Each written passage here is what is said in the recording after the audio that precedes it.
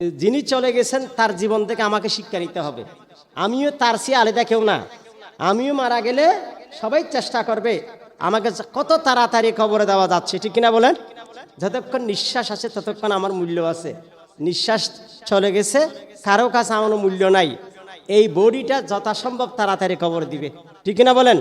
আপনার সবচেয়ে আপন মানুষটার কাজ কাফন দাফন করা। জন্য বলতেছি হায়াতটাকে একটু কাজে লাগান, হায়াতের প্রতিটা মুহূর্তকে কাজে লাগান, এটাই বুদ্ধিমানের কাজ। কারণ আপনার সবচেয়ে মূল্যবান আপনার সময়। এ হায়াতের ব্যাপারে কিন্তু আপনাকে প্রশ্ন করা হবে, জিজ্ঞেস করা হবে, আল্লাহর সামনেই আপনাকে জিজ্ঞেস করা হবে।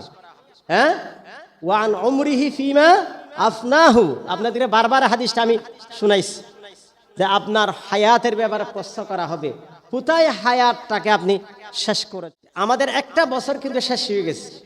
এই এক বছরে আপনি কতটুকু উপার্জন করেছেন, হায়াত থেকে কতটুকু উপকৃত হয়েছেন, হায়াতকে কতটুকু মূল্যবান কাজে ব্যবহার করেছেন, ওই সময় এসেছে এখন। লিল্লাহি মাফিস সামাওয়াতি ওয়া মাফিল আরদ, আসমান জমিনে নবমণ্ডল ভূমণ্ডলে যা কিছু আছে সবটুকুই আল্লাহর জন্য। আপনি আমি সকলেই আল্লাহর জন্য। লিল্লাহি মাফিস সামাওয়াতি ওয়া মাফিল আরদ ওয়া ইন তুবদু মা ফি আনফুসিকুম আও তুখফুহু ইউহাসিবুকুম বিহিল্লাহ। বলতেছে আপনি প্রকাশ করেন বা গোপন রাখেন, গোপনে প্রকাশ্যে যাই হোক না কেন, আপনি যতই গোপন করার চেষ্টা করেন সবটুকু আল্লাহর কাছে জানা আছে। সুবহানাল্লাহ বিহামদিহি। ওয়া ইন তুবদু মা ফি আনফুসিকুম আও তুখফুহু, নিজের ভিতরে লুকিয়ে রাখছেন, নিজের ভিতরের কথা, গোপন কথা কেউ দেখে নাই, অন্ধকার হয়েছে, বলতেছে সবটুকুই আল্লাহ জানে। ইউহাসিবুকুম বিহিল্লাহ, সব কিছুর ব্যাপারে আল্লাহ তোমাকে আমাকে সকলকে হিসাব নিবেন। ইউহাসিবুকুম বিহি আল্লাহ, আল্লাহই হিসাব নিবেন। সুবহানাল্লাহ বিহামদিহি। এই যে হিসাবটা আল্লাহর কাছে দিতে হবে, এটা হলো হিসাব আকবর, বড় হিসাব আল্লাহর সামনে দিতে হবে কিয়ামতের দিন। কেউ পালাইতে পারবে না। লান তাজুলা কওদামা আবদিন, বান্দার কদম পা নাড়াইতে পারবে না, ঠিক আছে? কদমই নাড়াইতে পারবে না। হাত্তা হাত্তা ইউহাসাব হাত্তা ইসআল আন আরবাইন আও আন আরবা'i খিসালিন, চারটা জিনিসের ব্যাপারে হিসাব দেওয়ার আগে আপনি পা নাড়াইতে পারবেন না। এটা হলো বড় হিসাব, এটা হলো বড় হিসাব। এই বড় হিসাবের আগে একটা আমাদেরকে ছোট হিসাব করতে হবে। বুঝাইতে পারি নাই? আমি এই হাদিস যেহেতু আগে আলোচনা করছি, এই জন্য ওইদিকে ঢুকতে চাচ্ছি না। আমার হায়াতের হিসাব আল্লাহর কাছে দিতে হবে, আমার যৌবনের হিসাব আল্লাহর কাছে দিতে হবে, আমার সম্পদের হিসাব আল্লাহর কাছে দিতে হবে, আমার এলমের জ্ঞানের বুদ্ধির হিসাব আল্লাহর কাছে দিতে হবে।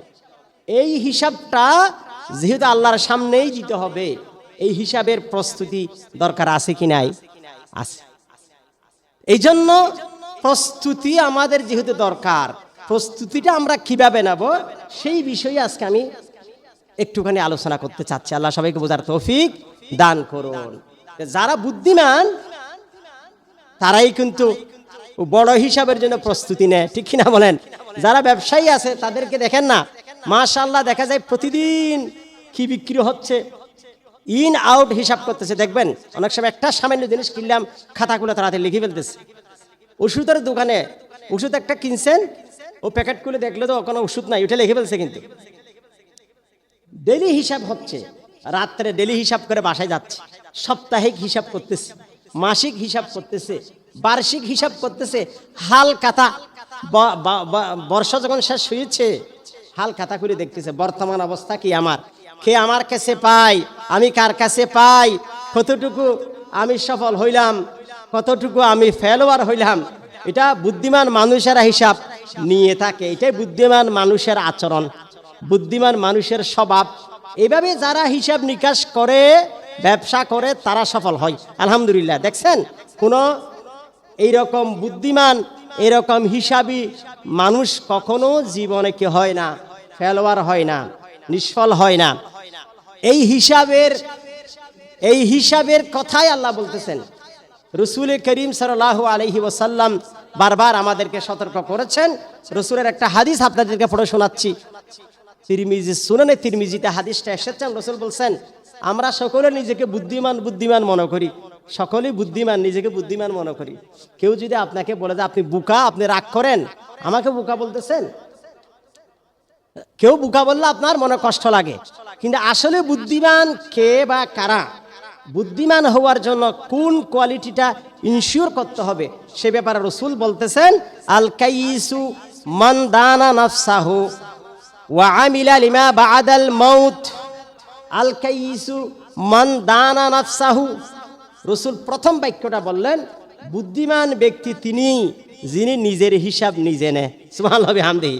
আল কাইসু মান দানা নাফসাহু, দানা মানে হাসাবা নাফসাহু, যে ব্যক্তি নিজের হিসাব নিজে নেয় সেই বুদ্ধিমান। ইয়া সুবহানাল্লাহ বিহামদিহি। নিজের হিসাব আপনি নিজে নেন কি না? মান দানা নাফসাহু ওয়া আমিলা লিমা বাদাল মাউত, পরকালের জন্য আমল করে, পরকালের প্রস্তুতি নেয়, অনন্ত জীবনের পাথেয় গ্রহণ করে, তিনি বুদ্ধিমান। ওয়াল আজিজু মান ইত্তাবা নাফসাহু হাওয়া, রসুল বললেন, অপারগ ব্যক্তিকে, দুর্বল ব্যক্তিকে, যেই ব্যক্তি নিজের নফসের মতো চলে, যত ইচ্ছা চলে, নিজের নফস প্রবৃত্তির পিছনে দৌড়ায়, নিজেকে কন্ট্রোল করতে পারে না, হিসাব নিতে পারে না, ওই ব্যক্তি হলো অপারগ, নির্বুধ, বুকা। ওয়াল আজিজু মান ইত্তাবা নাফসাহু হাওয়া, ইচ্ছা মতে চলে, ওয়া তামান্না আলাল্লাহিল আমানি, আবার বেশি বেশি আশা করে। নাউজুবিল্লাহ বলেন। কি করে? বেশি বেশি আশা করে। নামাজ নাই, দোয়া নাই, হালাল খাই না, হারাম খাই, যত মন্দ কাজ সব করে, বলে যে আল্লাহ রহিম রহমান, আল্লাহ মাফ করে দিবেন। নাউজুবিল্লাহ বলেন। আপনাকে মাফ করবে কিনা আপনি তো দেখতেছেন। আপনি সবসময় খারাপ কাজ করেন, মন্দ কাজ করেন, আর বলতেছেন আল্লাহ মাফ করে দিবেন। আপনি কিভাবে আশা করতে পারেন?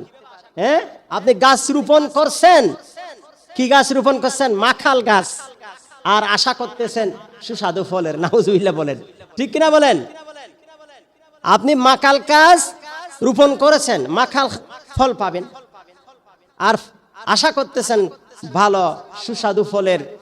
সেটা তো হয় না, এটা তো কোনো বুদ্ধিমানের কাজ হইতে পারে না। আমরা যারা কাজ না করে ভালো ফলাফলের আশায় আসি, তারা হলো বোকা। ঠিক কিনা? পরীক্ষার খাতায় লেখেন নাই, প্রশ্নের উত্তর লেখেন নাই, পরীক্ষার খাতা পাওয়ার পর বসেছিলেন, তন্দ্রাচ্ছন্ন হইছেন, দুষ্টামি করছেন, আর আশা করতেছেন পরীক্ষক আপনাকে 90-80 দিবে। নাউজুবিল্লাহ বলেন। এটা কি কোনো বুদ্ধিমানের কথা হইতে পারে?